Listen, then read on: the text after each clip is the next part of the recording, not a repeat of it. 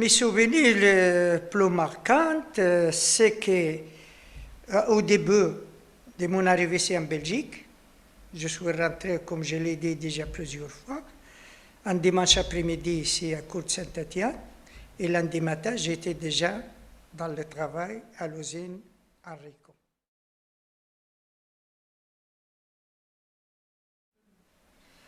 Et malgré, avant de venir, j'étais employé, j'étais dans mon bureau comme tous les employés. Et ici, quand je suis arrivé, ça a été un travail complètement différent. Il faut travailler. Hein? Et les premiers jours, c'est vrai, j'étais un employé avec un chef à mon disposition. Et ici, je dois faire des travail dur et difficile.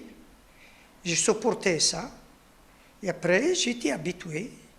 Et je suis resté, depuis cette époque-là, dans le travail, jusqu'après la fermeture. Et encore, j'ai travaillé après la fermeture à l'usine. Il y avait tous les pays d'Europe et l'Afrique, ça a été tous des étrangers, les Espagnols, les Italiens, les Français, les Hollandais, les Yougoslaves. Il y avait à l'usine de toutes nationalités. Mais on était tous comme des frères. Alors de manger, tout le monde venait, on formait des groupes, on mangeait tous ensemble, on rigolait tous ensemble. Et malgré le travail était difficile, mais on était bien entre nous-mêmes, si vous voulez. Il n'y avait pas de différence de nationalité, on était comme des frères.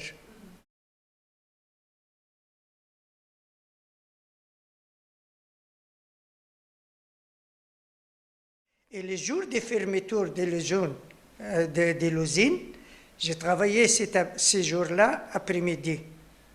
Et à 5 heures, les chefs étaient arrêtés tous parce que l'usine est tombée en faillite. Et vers 8 heures du soir, les 4000 ouvriers ou 3000 qu'il y avait, ils sont tous venus. On a bloqué toute Cour Saint-Étienne. Et il y avait des personnes qui pleuraient, vraiment pleuraient, des ingénieurs, des chefs des équipes de toute nationalité. Ils ont pleuré pour la fin de la métier qu'il y avait entre tous les chefs, les ouvriers et tout. Donc on était comme des frères, malgré que le travail était difficile. Voilà. Ça, je ne vais jamais oublier, moi, ça. Est-ce qu'en dehors du travail, il y avait des choses qui étaient aussi difficiles, ou bien est-ce que c'était facile en dehors du travail? Non, très facile, non. Très facile. Vous aviez des contacts faciles avec d'autres Belges? Oui, tout à fait, avec tout le monde. Des bons contacts avec tout le monde, même dans les cantines, dans les foyers, comme j'ai dit, il n'y avait pas de différence de nationalité. On était tous comme des frères, marocains, espagnols, belges, flamands, yougoslaves, tout, madame Jean, oui. Est-ce qu'il y a des choses que vous regrettez de cette époque-là? Oui, je préfère, si vous voulez, que cette époque-là, il va continuer toute l'éternité. Mais, je ne sais pas quoi dire, mais des grosses sociétés métallurgiques, mines et tout ça, ils sont disparus, un après l'autre, et pour moi, ce n'est pas normal. Toutes ces disparitions de tout ça, voilà. C'est vrai. Cette époque-là, il y avait du travail, tout le monde s'occupait de son travail, il n'y avait pas de ça qu'il y a maintenant. Non, il n'y avait pas de différence entre nationalité, ni culte non plus. Parce que nous autres, avant de voir notre petite mosquée ici, on a été la maison communale et les Corées de cette époque-là, et nous a donné un local à 5 mètres de l'église. Tous les soirs ou bien tous les week-ends, on était là, bien, il y avait de tout ce qu'il faut, il y avait de tout. Donc, si vous voulez, moi, cette époque-là, je n'ouvrirai jamais parce qu'on était très bien. Et par rapport à maintenant, donc qu'est-ce qui manque maintenant pour que ça soit bien comme avant? Comme vous voyez, madame, tout le monde voit ça, il y a beaucoup de différences entre les citoyens. Il y a beaucoup de différences. Beaucoup de différences. Il faut l'égalité des chances. Et on est tous des frères. Pour moi, les nationalités, ça ne compte pas. On est tous des humains et on est tous des frères. Donc, tout le monde il doit respecter tout le monde. Voilà, mon caractère à moi. Si vous pouviez changer l'histoire, est-ce qu'il y a des choses que vous auriez voulu changer? Oui. Quoi, Oui. par exemple? Ah ben, rassembler tous les humains pour être solidaire, tout le monde avec tout le monde. Voilà. Il n'y a pas plus à dire. Pourquoi est-ce que vous trouvez que c'est important de témoigner aujourd'hui de votre histoire? Pourquoi? Je parle de notre communauté, les Marocains. Et j'ai lu beaucoup les informations. Pour moi, personnellement, je vais parler de moi. Je connais tout le monde me connaît. Hein? Mais tous les Belges ne connaissent pas tous les Marocains. Parce que les Belges qui connaissent les Marocains, ils ont des contacts et confiance permanente. Et il y a des Belges qui ne sont jamais, ça je le dis franchement, et c'est comme ça. Il y a des Belges qui n'ont jamais de contact avec les Marocains. Qu'est-ce qu'ils voient?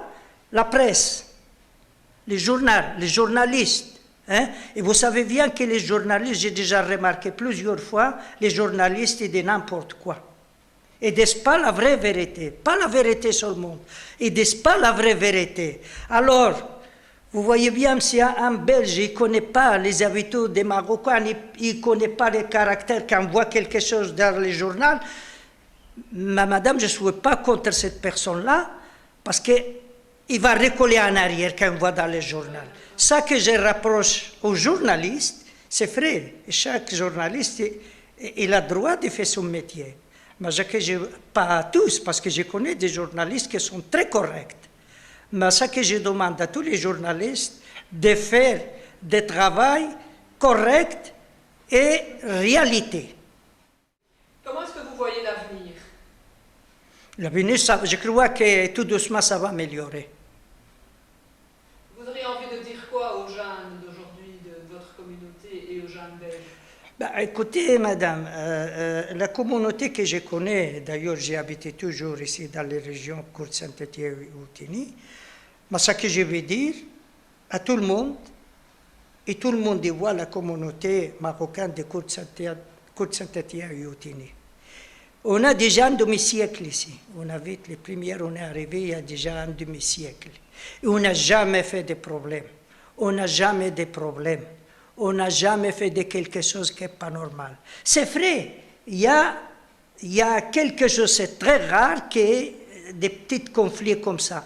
Mais je vous dis, madame, notre communauté ici, dans la région, c'est une communauté la plus tranquille, la plus calme et un peu respectée dans toute, je ne dis pas toute la Belgique, mais dans la région wallonne. On est bien. On est bien, mais si vous voulez, les autorités locales, je le dis franchement, je n'y ajoute rien, et devaient nous donner ce que nous avons déjà depuis 35 ans. Voilà. Nous l'avons depuis 35 ans, mais on n'a pas le droit de l'avoir. Ça veut dire que tout le monde connaît que notre petite mosquée, c'est trop petite pour toute la communauté actuelle. Ça, on a le droit de l'avoir.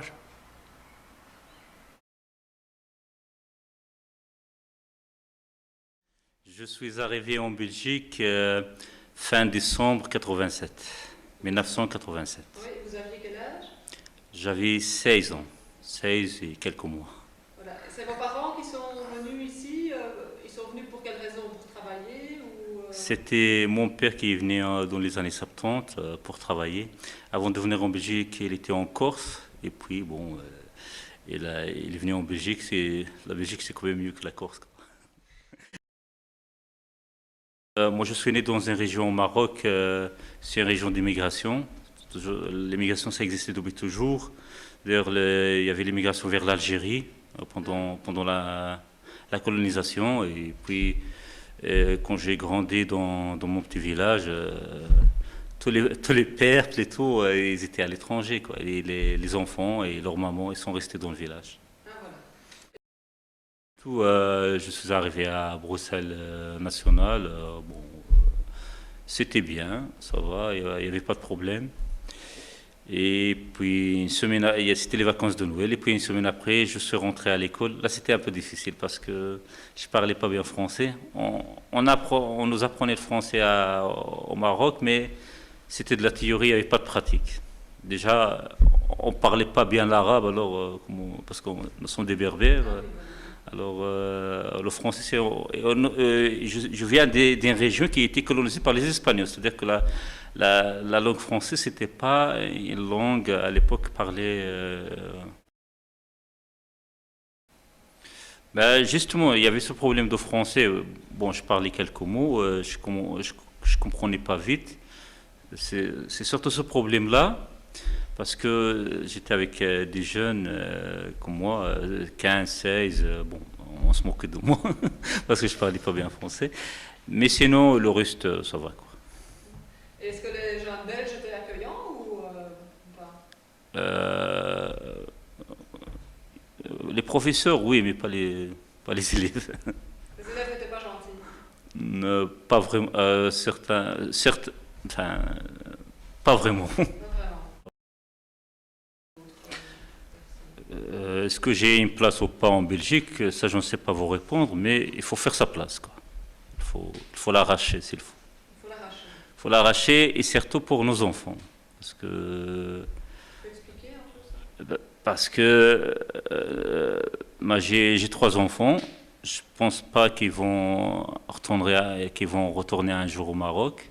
C'est-à-dire, alors, il faut leur faire une place. Et ça, c'est difficile ou pas? Si on se met tous ensemble à combattre le racisme, c'est pas difficile. On se regarde l'un et l'autre, c'est un peu difficile. Je pense que il y a des slogans, mais je veux dire la démocratie, les droits de l'homme et tout ça.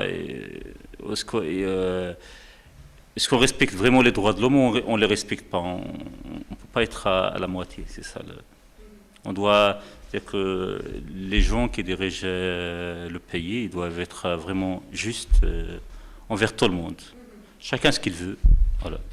Il faut respecter toutes les minorités, que ce soit une minorité ethnique, religieuse, philosophique, chacun. Mais il y a, bon, dans le cadre de la loi, quoi, je veux dire. Ok. Qu'est-ce que chacun pourrait faire personnellement pour que ça aille mieux? Chacun va vers l'autre et puis c'est tout. Chacun doit aller vers l'autre. Ouais.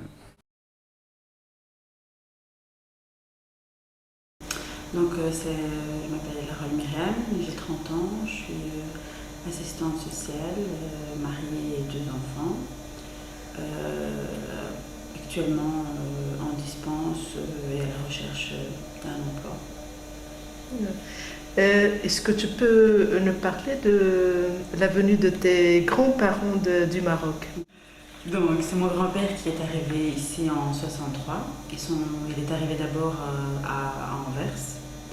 Et quelques mois plus tard, il a ramené donc sa femme et ses enfants, dont ma mère. Donc voilà, ils sont restés quelques années à Anvers. Ensuite, ils sont partis à Bruxelles pour quelques mois. Et après, donc, mon grand-père a entendu parler des usines Orico. Et donc, il est venu travailler dans les usines Orico ici à Ottigny. Donc, ils étaient l'un des premiers à vivre dans une habitation sociale ici à La Chapelle. Et c'est tes grands-parents qui t'ont expliqué ce parcours? Oui, c'est surtout mon grand-père en fait, il y a quelques années quand on a réalisé le film ici là-bas. C'est là que j'ai commencé à poser des questions à mon grand-père et à ma grand-mère et à ma maman aussi qui me raconte. Est-ce que tu connais d'autres choses de cette histoire de tes grands-parents, de ta maman quand elle est arrivée toute petite? Elle avait quel âge? Elle avait 6 ans quand elle est arrivée, donc à Anvers, donc elle était dans une école néerlandophone, donc elle a commencé directement l'école. Elle était très bien accueillie. Mon grand-père aussi, ma grand-mère, elle se sentait aussi très bien. C'est vrai qu'au début, il n'y avait pas encore beaucoup de Marocains, donc elle était toute seule. Et par la suite, ils se sont vite fait. Il y avait une autre famille marocaine qui était là, donc elles se sont rencontrées. Et qu'est-ce que tu penses de cette histoire? Ben, moi, quand mon grand-père il me la raconte, quand il me la racontait, je suis très touchée parce qu'ils ont vraiment vécu beaucoup de choses. Et quand mon grand-père me raconte aussi tout son travail dans les usines, comment il a souffert dans ce travail, franchement, j'étais impressionnée par tout ce qu'il a fait, par le parcours qu'il a eu, celui de ma grand-mère et de ma maman aussi. Et qu'est-ce que tu ressens par rapport à cette histoire? Ben, je suis touchée et je suis intéressée aussi de savoir comment est-ce qu'on en est. Et qu'est-ce qui t'a donné envie de témoigner aujourd'hui par rapport à cette histoire? Ben, moi, c'était faire part de mon histoire parce que je suis assistante sociale. Je suis née ici en Belgique et j'ai beaucoup de mal à trouver un travail parce qu'à chaque fois on me ferme la porte en disant que je porte le voile et que ce n'était pas accepté et je voulais faire un peu porter ma voix et en parler. Parce que subir des discriminations encore aujourd'hui alors que nos parents sont ici depuis 50 ans et que nous on est nés ici, qu'on a fait nos études ici, qu'on a eu nos enfants aussi ici. Donc je trouve que c'est important de le mettre en avant. Et en dehors du problème de l'emploi, de cette discrimination, est-ce que tu sens que tu as une certaine place ici en Belgique? Pour moi, ma place, elle est sans aucune réflexion. Je veux dire, elle est ici. Je veux dire, je suis née ici, j'ai grandi ici. Mais c'est surtout par rapport parfois à certaines situations, certains regards ou certains comportements de certaines personnes qui me font en fait remarquer que parfois j'ai pas ma place ici. Et moi, ce que je remarque souvent, c'est que, à la première impression, les gens, leur manière de me parler, c'est comme si je connaissais pas le français. Donc ils sont toujours là en train de faire leurs gestes ou oui c'est par là-bas en parlant tout doucement. Donc moi à chaque fois je dis je comprends, je suis souvent choquée par leur manière de me parler comme ça. C'est là que ça me fait ressentir en fait. Je me dis en fait ils me voient, eux ils voient que je suis marocaine et que je porte le voile, donc pour eux je connais pas le français, je suis illettrée. Et justement, par rapport, tu disais qu'aujourd'hui tu es sans emploi depuis 7 ans, donc tu as terminé tes études il y a 7 ans. Est-ce que tu as d'autres activités en dehors de... Oui, donc moi je travaille ici à la maison de quartier, la Chapelle-les-Sabots. Je suis bénévole depuis 4 ou 5 ans. Et donc voilà. Mais quand il s'agit, je travaille ici avec le voile pour travailler dans le cadre de l'école de devoirs avec le voile, il n'y a pas de souci, mais quand il s'agit de demander un emploi fixe comme étant salarié, là le voile pose problème. Donc là je me dis il y a quand même une certaine ambiguïté dans ce qu'ils veulent. Et donc tu as déjà dû faire face à une discrimination à l'emploi? Oui, bien sûr. Donc avant que je fasse ma dispense, j'avais été convoquée plusieurs fois au Forum. Et donc la dame avec qui j'ai discuté m'a bien fait comprendre que si je ne trouvais pas... Moi, ça me tient à cœur de trouver un emploi dans le social. Je veux dire, j'ai fait des études, c'est pour ça aussi. Et elle m'a bien fait comprendre que si je ne trouvais pas de la place dans mon secteur, que je devais me retrouver dans un autre secteur et idéalement avec mon voile ce serait le nettoyage. Donc là j'étais vraiment très très choquée parce que la seule solution qu'elle me proposait c'était d'aller faire le nettoyage. Et tu t'es présentée à d'autres endroits pour un emploi? Oui, je me suis présentée à différents CPS. Tini, de War,